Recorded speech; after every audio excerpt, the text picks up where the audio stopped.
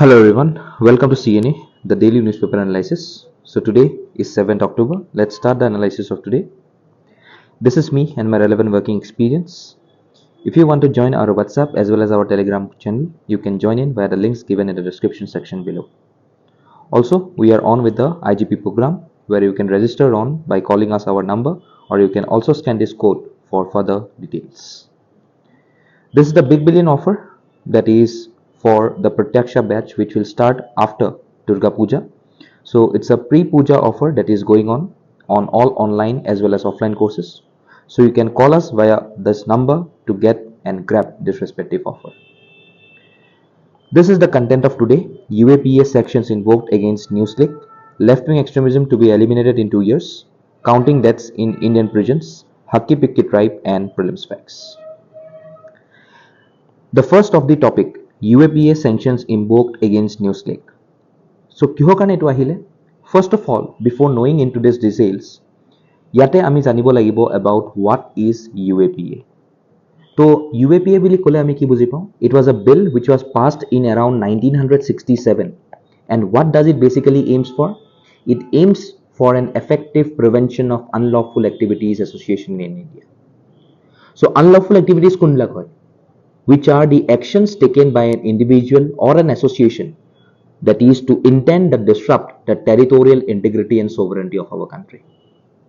And therefore, according to this particular act, it has got a death penalty and even life imprisonment if it has been proved. Okay. So, etia, we know that the online news portal NewsClick is under scrutiny due to allegations of received illegal funding. These funds are believed to have been routed through China and United States, and the allegations have led to the registration of an FIR. Our tar karne, we have directly taken into custody the NewsClick founder and HR head, and he has been sent to 7-day police remand. Okay, so etia ami janu je eta, if I go ahead with this particular UAPA, 2004 চনত এটা amendment আহিছিলে এই respective act খনৰ, আৰু ইয়াতে terrorist act বুলি এটা term add কৰা গৈছিলে. That is the list of offenses to ban organizations for terrorist activities. Okay, and under which around 34 outfits were banned at that period of time. Okay, so etia aku eta 2019 to recently eta amendment আহিছিলে য'ত even designating individuals as terrorists on certain grounds are provided under this respective act. So etia ami janibo paru je what constitute a terrorist act? Unity, integrity, security, economic security, sovereignty. Ebilak jodi kenebake amak threaten kore, then we are directly referring this to be a respective threat to the country. So now, under security allegations of receiving illegal funding, this person has been arrested.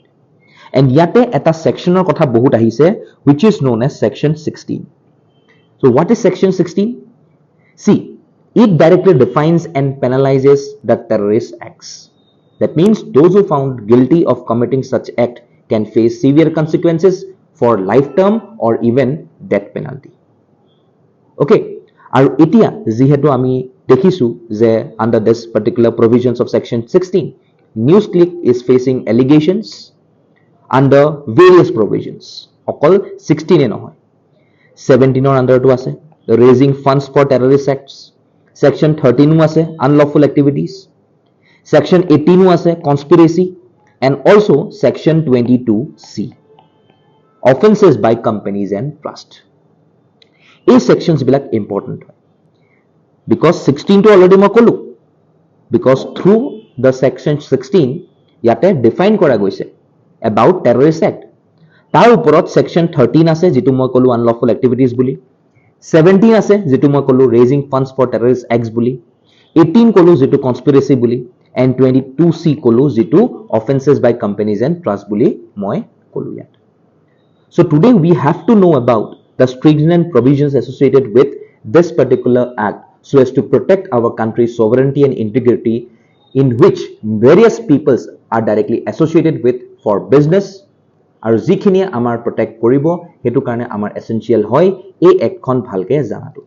Aru ebar jodi UAPA under gusi jay strict conditions or under gusi jay, ইয়াতে bail provisions বিলাকো বহুত strict হয় okay because if a person is accused of offense punishable under this particular act he may not receive bail or on their own bond in the court and therefore the accusation is very very tough under this UAPA so let's see what we hold for NewsClick এনেকুৱা নহয় যে আমাৰ বাহিৰৰ পৰা funding সব জায়গাতে নাহে বা বাহিৰৰ পৰা ফান্ডিং আহিব নোৱাৰে ফান্ডিং আহিব পাৰে but it is limited to a certain extent সব জায়গাতে আমি ফান্ডিং টো আনিব নোৱাৰো because we have seen that without this particular funding I know that many newspaper agencies or many news agencies does not perform আৰু আজিকালি তো news agencies এনেও বাহি গৈ আছে so we cannot afford someone to go ahead with 50% of share or around majority of the share তো আমি কিবা 20-30% ৰ ভিতৰত আমি এটা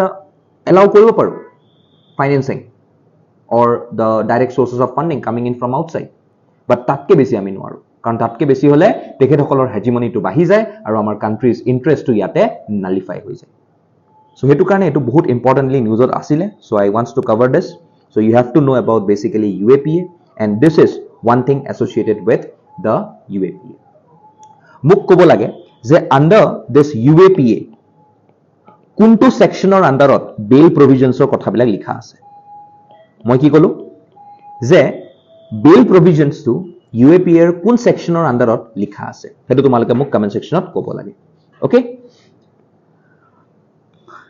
এটা question দি থৈ দিছো চাই লবা next coming to this left wing extremism to be eliminated in 2 years left wing extremism বুলি কলে আমি কি বুজি পাম see these are radical left wing movements which refers to political ideologies and groups that advocate for significant societal and political change through revolutionary means that means they are referred to as Gandhi with guns and therefore this particular LWA groups they target government institutions law enforcement agencies or even some of the private properties to further their agenda to a LWA movement to arambho kor hoisile 1967 ot hoisile kot in Naxalbari in West Bengal and today even recently moi jodi 2022 or report or kotha ko Union Home Minister Amit Shah ji he even stated that violence related to LWE has come down by 76% in 2022 as compared to 2010. And also there has been a decrease in geographical spread of violence as only 46 districts today reported LWE related violence. Z2 96 asile kot 2010. So it was a drastic change. Okay, it was a drastic change of this particular factors associated with the Maoist conflict. So আজি a Maoist conflict to কিহৰ কাৰণে বেছি হৈছিলে because of the socio-economic disparities, land alienations and displacement, Adivasi rights.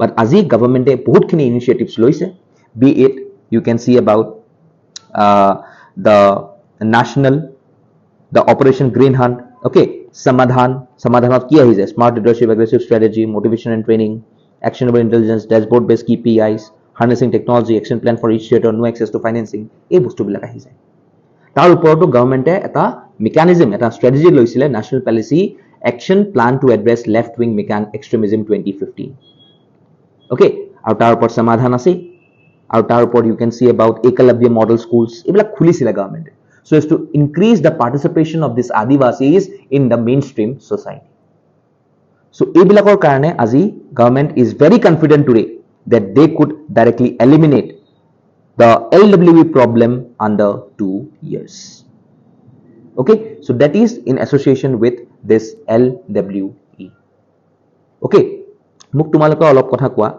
what is Operation Greyhound okay etu kotha muk tumalake likhi dia Operation Greyhound and also do write what is Ekalabya model schools Ekalabya model schools ki hoy hetu muk tumalake likhi dia okay next ahi jay counting deaths in India's prison আজি কি হৈছে ইয়াতে recently news ot কৈছে যে Supreme Court Committee on Prison Reforms found suicide to be the leading cause of unnatural death other than aging or illness among Indian prisoners So prison deaths are labeled as natural or unnatural, okay, by the NCRB. In 2021, a total of 2,116 prisoners died in judicial custody, okay, with almost 90% of the cases recorded as natural death. UP recorded the highest number of overall death with 481 inmates dying in 2021. So আজি যদি মই জেলৰ কথা কওঁ, prison administration is an important component of the criminal justice system. And therefore, যদি মই আজি criminal justice system or কথা কওঁ, the Indian criminal justice system has got 4 subsystem. One, legislature, which is basically the parliament. Second, enforcement, which is the police. Adjudication, third, which is the courts. And the fourth is the corrections, which means the prisons, community facilities, etc. So, আজি prisons related amar bahut khini issues ase. It might be the pendency of the cases. Okay, আজি নাই বুলি কলেও 2022 চনৰ যদি মই data কথা ক'বলৈ যাওঁ, 4.7 crore cases are pending in the Indian courts. Okay, আৰু যিমানখিনি আমাৰ prisoners আছে, amongst this prisoner around 67.2% of the prisoners are basically under trials. তো তাৰ লগত আৰু বহুতখিনি absolute laws আছে, inhuman behavior behind bars আছে, overcrowding in the jails, inadequate staff, এইবিলাকটো আছে, যাৰ কাৰণে আজি আমি কিছুমান challenges দেখো inside the prison system of our country. Okay, আৰু তাৰ কাৰণে কি হৈ আছে, তাৰ কাৰণে আজি rise in suicides হৈ আছে, just because the speedy trial is not directly given. Okay, even the correctional institutions does not act like a correctional institutions, and rather they follow some of the absolute laws which are British made laws. Even the prison management is very much not up to the mark. There is no training of the prison staff, and even there is no regulatory mechanism in association. I mean, regulatory mechanism to ase, but strict regulatory mechanism nai. Aru jar karone monitoring or accountability to bahut kom in respective to this prison administration. Okay, aru tar karone aji ki hoy ase, ei jiman bilak case ami dekhisu, ei cases bilak bahi bahi goi ase. But yes, government e bahut khini model prison manual anisile, mental health care act anisile. Okay, jot bahut khini kotha koa goise. Even there are various number of committees and suggestions are given in responsive to the prison reforms. Mulla committee asile. Okay, then recommendations of the Law Commission of India 268 report on prison reforms. Okay, then Justice Amitav Rai committee prison reforms recommendations, Krishna Iyer committee on prison reforms. A bahut black reforms or kotha kobole goisile, but we cannot see that in reality these prisons are truly reformed. Even yet a government of India bahut khini steps loise to appoint review committees, to hire part-time and full-time law officers, to closely avoid by the code of CRPC. Okay, then yet a state board or kothao koisile, ek gute khini kotha yate koa goise, but still we cannot see any full funda application of this particular recommendations inside the prisons. Aru tar karone aji a situations ba a deaths bur bahi bahi goi ase.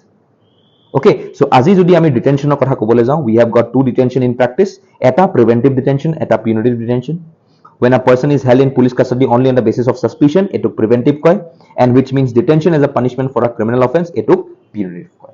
Okay, so duta detention type of questions ase, aru yate eta related mo questions di thoi disu, tumaloke sai loba. Okay, next, the right to stay connected to the forest. Mainly yate ki ase, Hakki Pikki tribe. So recently 114 tribal people from the Hakki Pikki tribal community in Karnataka got title deeds to land they had been cultivating for about a century. মানে মাটিৰ পটা পাইছে তেখেতসকলে. Okay, so এই community যদি মই কথা ক'বলৈ যাওঁ, Hakki Pikki tribe. So we know that they are basically semi-nomadic tribe, and they are traditionally engaged in bird catching, hunting, and living in forest areas of the West and South India. So a tribe to ami scheduled tribe boli ko. They are not categorized under the PVTGs. Okay, and therefore you can see that they belongs to the scheduled tribe of Karnataka, and their origin is said to be the ancestral relation with the legendary Rana Pratap Singh. Rana Pratap Singh. Okay, so this Hakki Pikki tribe is believed to have originated from the regions of Gujarat and Rajasthan, and they have migrated to South India via Andhra Pradesh. Aru jodi moi aji a tribe to kotha kom, this tribe is divided into 4 clans and has a population of around 11,892 in Karnataka. আৰু কৰ্ণাটকাত স্পেচিফিক্যালি যদি মই ক'বলৈ যাওঁ তেখেতসকল কোনখিনি এৰিয়াত বেছিকে পোৱা যায় you can find them in the district of Devanagari, you can find them in Shimoga, and also you can find them in the region of Mysore. এইখিনি জেগাত বেছিকে পোৱা যায় ইহঁতৰ যিকিটা 4 ক্লান্স আছিলে okay about this Hakki Pikki তেখেতসকলৰ 4টা ক্লান আছে এই 4টা ক্লানৰ নাম কি হয় first hall গুজৰাটিয়া okay second hall Panwar third hall কালিৱালা and fourth hall মেৱাৰাস so কি কলো গুজৰাটিয়া Panwar কালিৱালা and মেৱাৰাস and therefore they are traditional Hindu community okay so therefore today their society is very much of matriarchal আৰু তাৰ কাৰণে they respect women very very much আৰু তাহাঁতৰ যেটো marriage system হয় হেতু কি হয় monogamy হয়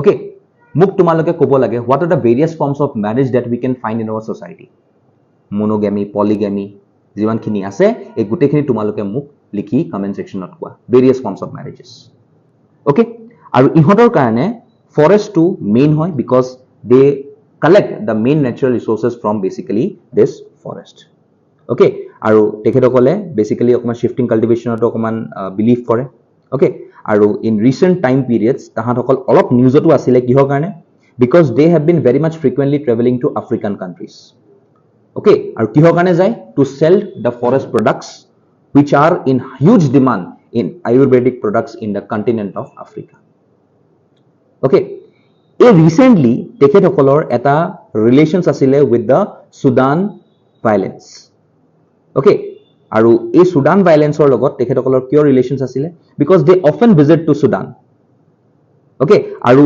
তাৰ কাৰণে more than 181 members of this particular tribal community from Karnataka were hit in the violence hit Sudan তাহাঁতে ট্ৰ্যাপ হৈ গৈছিল এই জেগাটো উলাব পৰা নাছিলে okay so আজি আমি জানো Sudanত there was a violence recently occurred due to tense negotiations between the two forces that is the Sudan Armed Forces and the Rapid Support Force okay so এইবিলাক আছিলে আৰু এতিয়া negotiations চলি আছে এতিয়ালৈকে গুটেখিনি ঠিক হোৱা নাই okay so এই situations বোৰ আছে in the region of Sudan even today okay so এতিয়া আমি ইয়াতে জানো আজি traditional clothing তাহাঁতৰ hunting and gathering এটো lifestyle হয় okay housing বিলাকো temporary forest settlements হয় okay social structure close knit social structure and the society is often divided into clans or extended families ritual custom mainly Hindu okay matriarchal যেটো মই কলো তাৰপিছত constitutional provisions যদি মই কথা কওঁ কত আহে article 342(1) য'ত scheduled tribe definition দিয়া যায় গৈছে তাৰ ওপৰত 5th schedule of the constitution provides for the setting up of a tribal advisory council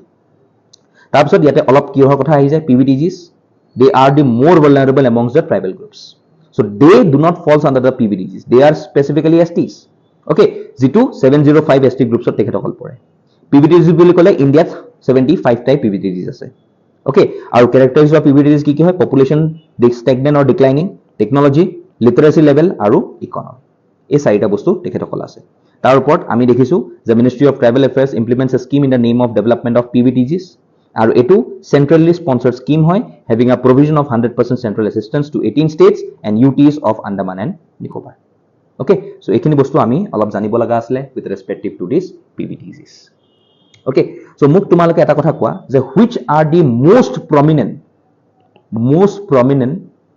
PVTGs of India মই তোমালোকক 75 টা লিখিবলৈ কোৱা নাই মই কৈছো যে which are the most prominent PVTGs of India at least name some 4 to 5 okay prelims text আছে India has been elected as a president in AIBD মানে কি Asia Pacific Institute of Broadcasting and Development okay so ইয়াতে mainly কি কৰা যায় so it is directly under the auspices of the UNESCO কেতিয়া establish হৈছিল 1977 ত okay আৰু ইয়াৰ main objective to কি হয় the main mandate is to achieve a vibrant and cohesive electronic media environment আৰু to কোনটো region Asia আৰু Pacific region okay so it is an important factor hoy aru yate India elect kora goise as a president so it's very important so yar headquarter to quote hoy hetu mok tumaloke comment section ot kwa where is the headquarter or you can say headquarter no hoy sage probably secretariat ase tahator okay so secretariat to quote hoy hetu tumaloke mok kwa aru as of now AIBD jodi moi kobole jao tahator secretariat to quote ase etu tumaloke mok kwa Okay, আৰু বাকি probably মই এটা question খুদিব ওলাইছিলো but ইয়াতে এইখিনি বস্তু লিখা আছে, so it is all okay. Next, Caravan Park in Kerala. Okay, Caravan বুলি ক'লে আমি কি বুজো? It's a place where people with recreational vehicles stay overnight or longer in allotted space known as sites or campsites. তো এনেকে recreational vehicles বিলাক আনি পেলাই এটা জায়গাত ৰখিব আৰু তাতে তেখেতসকলে camp পাতি পেলাই তেখেতসকল থাকিব. So it will be developed under cinema tourism project that seeks to showcase prime locations to attract tourists. Okay, so location, natural settings, top priority, safety, security and hygienic, ownership, private sector, public sector or by the joint sector, tourist facilitation center থাকিব. Okay, so etu ahibo kot in Bekal in Kasaragod. Okay, so Bekal kihor karone famous? Because of a fort which is located in this particular Kasaragod district and it is the largest fort in Kerala. আৰু এটু কোন time of fort হয়? 17th century fort হয়। কোনে কৰিছিলে? by Shivappa Nayaka of the Keladi dynasty. Okay, so this fort appears to emerge from the sea and almost 3/4 of its exterior is in contact with water. Okay, আৰু এটু সবতকে important feature কি হয়? that the fort is the water tank and the flight of steps leading to an observation tower built by Tipu Sultan. Okay, so etu karone ei fort to bahut besi important fort hoy. Okay, aru jihetu etu Kerala Tourism Development Corporation e ei Caravan Park khonor kotha koise in the Bekal Fort, so hetu karone etu usor pajore Bekal Fort or usor pajore hobo, to etu karone Bekal Fort also becomes very important. Tumaloke jodi muk aru para kisuman Bekal Fort or kotha tumaloke muk comment section ot kobo para. Okay, lastly, India's first solar city. So India's first solar city kot ase? Sanchi, the historic home of the stupa, has become India's first solar city. আৰু ইয়াতে 5572 solar panels বহোৱা গৈছে, spread of an area of 4.98 hectares, ensuring supply from 9 AM to 4 PM. আৰু এই প্ৰজেক্টটোৱে reduce 14,324 tons of CO2 and it currently includes a 3 megawatt solar power plant আৰু এটা 5 mega power plant for agriculture requirements is also under construction. Okay, another similar facility Gulgaon village ot কৰা গৈছিল 5 megawatt, okay, with 11,722 panels. Madhya Pradesh has also initiated the construction of 600 megawatt. Okay, and once completed, Sanchi will become energy surplus. So even moi recently, yesterday moi koisilu je Madhya Pradesh is basically realizing the dreams of Narendra Modi of making cleaner fuel in the coming times. Okay, so etia jodi moi okoman Sanchi kotha kom ba Sanchi stupa kotha kom. Okay, so we all know that this Sanchi stupa has been the focal point of the Buddhist faith in the region since it was built by Emperor Ashoka in the 3rd century BC. Okay, and we all know that this great stupa is one of the most noteworthy of the structures in the region of Madhya Pradesh. Okay, আৰু এই stupa tour বহুতখিনি divisions আছে. Okay, we can see the Harmika, we can see the Chatri, we can see the Vedika, we can see the Pathas, we can see the Pradakshina, we can see the Medhi. তো মই যদি এটা কওঁ যে এটো Sanchi stupa হয় এনেকুৱা টাইপৰ, ওকে, সো এইখিনিত কি আছে? Chatri আছে ওপৰত, ওকে, তাৰ তলত এইখিনিত Harmika টো আছে, দেন এটো আন্ডা বুলি কয়, ANDA, এই টাইপৰ টো ডোম টো টাইপৰ, তাৰপিছত এনেকুৱা বস্তু কিছুমান আছে, আৰু তাৰপিছত এইখিনি মেধি বুলি কয়, ওকে, তাৰপিছত এনেকুৱা আকো গেট টাইপৰ বস্তু আছে, এইখিনিক আমি Vedika বুলি কওঁ, ওকে, তাৰপিছত এইবিলাক পথ হয়, ওকে, এইবিলাক Pradakshina হয়, তো এনেকুৱা বহুত টাইপৰ আমাৰ ফিচাৰ্স আছে with respective to this stupa. Okay, so হেকাৰণে আমি জানিব লাগে, মোক তোমালোকে ক'ব লাগে যে in this particular stupa or this particular stupa is located along the bank of a respective river. সেই ৰিভাৰখন কি হয় তোমালোকে মোক কোৱা। তাৰ ওপৰত if I say about this respective stupa which is one of the Buddhist monument, okay, and it's one of the an iconic arts and freestanding architecture. So a stupa to ami world heritage site or not probably if I say about that UNESCO world heritage site kuntu yearot etu tag disile as a UNESCO world heritage site hetu muk tumalke year to koi dia. Okay, aru eta aru bostu mon rakhiba that etu eta hillor upor ase Sanchi stupa to aru etu around 91 meter tall hoy. That is roughly going around 298 feet. Okay, মনত ৰাখিবা এইবিলাক মই অকমান details দি দিছো about art and culture since newsত আছে, so even for art and culture portion of yours the Sanchi stupa becomes very important. Okay, so মই যিকেইটা questions কৰিছো তোমালোকে সেইকেইটা বস্তুৰ answers দিবা. It will help you out in memorizing every event associated with Sanchi Stupa. Okay, so এইটো আমাৰ CNA faculty team